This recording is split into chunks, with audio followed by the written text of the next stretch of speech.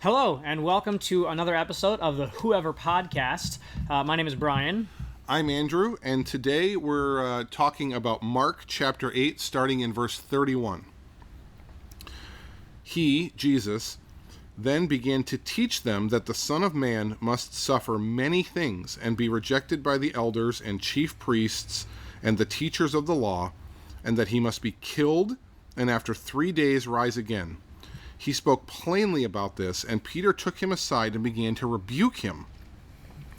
But when Jesus turned and looked at his disciples, he rebuked Peter. "Get behind me, Satan," he said.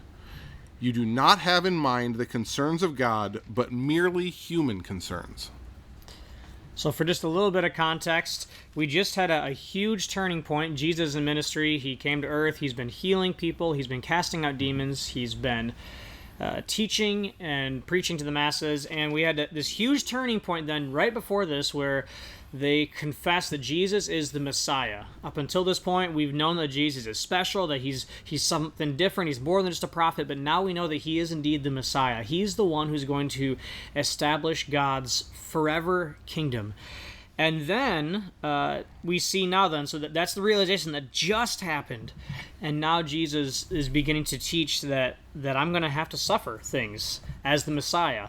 So this is a bit of a strange thing for the disciples. Yeah, so it's... The disciples, we don't know when they started to figure out that Jesus' plan was not what they had expected. That the reason the Messiah was here was not what they had thought. The prevailing thought at the time was that the Messiah was going to show up and he was going to get rid of Rome, right? The Jewish people at this time were occupied. They were an occupied nation. Rome had conquered them, and they, took tribute, and there were soldiers around, and the Jews were mistreated. And so they thought this military leader is going to come from God and he's going to get rid of the Romans. And Jesus wasn't there for that purpose. He was there for a much bigger purpose.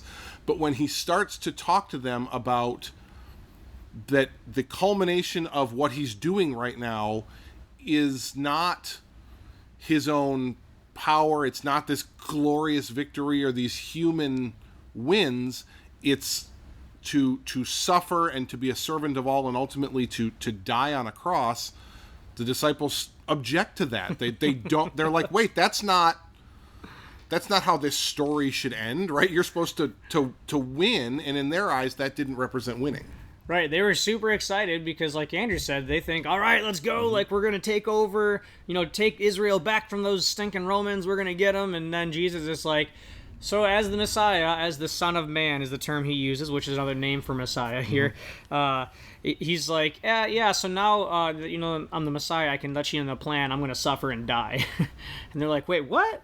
And Peter, it says that Peter in verse 32, that he took him aside and began to rebuke him. Mm-hmm. And this just blows my mind that Peter, for some reason he thinks that it's a good idea to rebuke the Messiah. Like, he can't even claim ignorance right now. Peter is the one who confessed that he's the Son of God. And so Peter thinks that he knows better. Yeah, but this happens, doesn't it? It does. Right? Brian and I have been in and around the church most of our lives, and this happens. People decide that there are parts of God's will, parts of his word, parts of his plan that need to be tweaked, right? Like, oh, sure, God, we get what you're saying, but we think that if we did it this way, if we just, your plan just doesn't seem like what we want to be doing, and so listen, God, we're gonna kind of do, we're gonna follow the mission, but we're gonna kind of do it our way, and we're gonna not worry too much about whether what we're doing is actually biblical or actually what you're looking for. We're gonna serve you by doing it our way. Yeah, we'll serve your will, God, but as long as it lines up with what we're doing. Yeah. Right?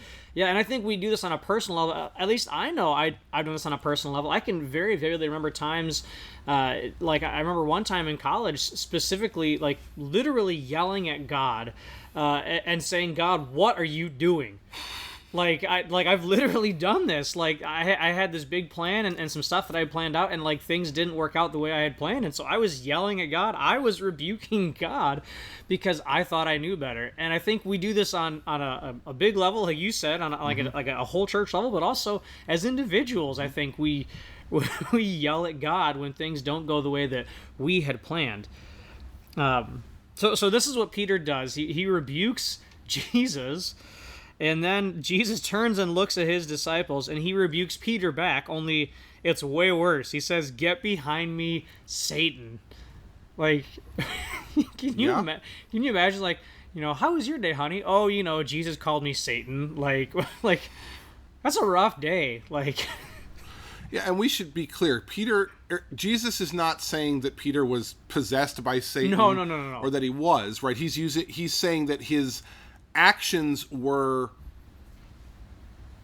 if Jesus was to follow what Peter was saying, he'd be serving Satan, he'd be serving the world, and not God, right? And he follows it up by directly saying that. He says, "You do not have in mind the things of God, but the things of men." He says that this idea that the kingdom of God, religion in our day and age, we would say the church, is supposed to lead to some sort of glorious human victory, is, Jesus says, not the things of God, right? The church has a mission. It's supposed to be helping people, bringing in the poor and the outcasts, caring about these people. As we've gone through Mark, we've been amazed at how constant the theme is that Jesus is running to the outsider and rejecting the powers that be and the opulence and the good things that are around him.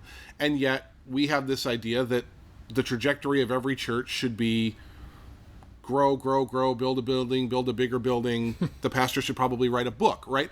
That's our idea of it. But Jesus is saying, no, it's not that. That's not the goal and the trajectory of everything that's going on here. Just like in Jesus' day, it wasn't more disciples, we get rid of the Romans, Jesus ends up as king. That wasn't what he was saying. Right. I mean, sometimes that happens. It's not a bad thing if your church grows and you build a bigger building and your pastor writes a book. That's not necessarily a bad thing. If that's what you're called to, yeah. Right. That's what God that's where God leads you. That's where God leads you, by all means. We're not saying that's necessarily a bad thing, but it can be a bad thing if we put some of those those worldly achievements and those worldly pursuits, if we put those ahead of God's will. That's exactly what Peter or Jesus is saying here. You don't have what God has in mind, you have what you have in mind. And so it's not necessarily bad to succeed at stuff, but if we're defining God's will for us using the terms of worldly success, we might be off base a little bit, because we've clearly seen that what Jesus does is counterintuitive to what the rest of the world says. And that's part of the struggle of our faith, is when we commit to following Jesus, we commit to saying, God, your will be done, not mine. And that's a struggle. That's a struggle that I still struggle with. I think we all struggle with that.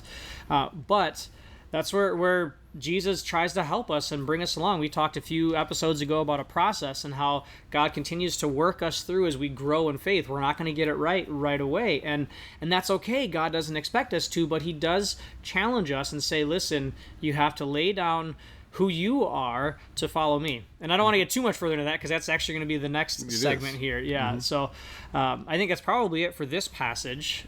It is. Yeah. If you want to hear the end of this discussion, watch the next video.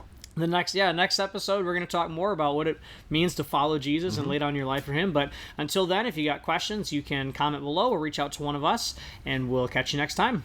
Bye.